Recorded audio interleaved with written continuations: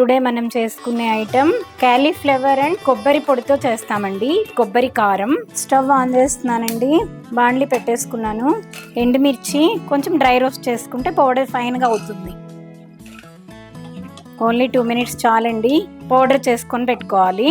Only half table spoon powder ready అయిపోయిందండి.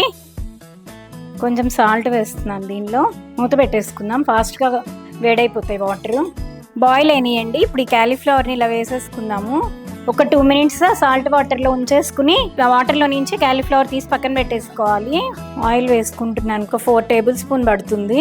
Oil వేడైందండి. జీరా వేస్తున్నాను and కరివేపాకు అండ్ ఆనియన్ ఒక 1/2 tablespoon సాల్ట్ వేసేస్తున్నాను. ఇలా కలిపేసేసి ఇలా ఫ్రై అయిపోతుంది. కొంచెం బ్రౌన్ గా రావాలి కదా. ఆనియన్ బ్రౌన్ గా అయిపోయిందండి.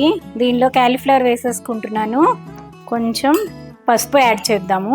ఆల్రెడీ ఆనియన్స్ వేగినప్పుడు కొంచెం సాల్ట్ వేసాను కదా. ఓన్లీ క్యాలీఫ్లవర్ వరకే వేస్తున్నాను. ఇప్పుడు 1/2 tablespoons సరిపోతుందండి. కలిపేసుకుని ఇలా ఒకసారి ఇప్పుడు మూత పెట్టేసేసి 10 minutes సిమ్ లోనే పెట్టుకోవాలి ఫ్లేమ్. మూత తీసేస్తున్నానండి. దీనిలో ఇప్పుడు కొబ్బరి కారం వేస్తున్నాను. ఇలా మంచిగా సిమ్ లో పెట్టేసుకొని 10 minutes వేపుకోవాలండి. ఇది అయిపోయిందండి. మంచి ఫ్లేవర్ వస్తుంది. క్యాలీఫ్లవర్ ఫ్రై రెడీ అండి.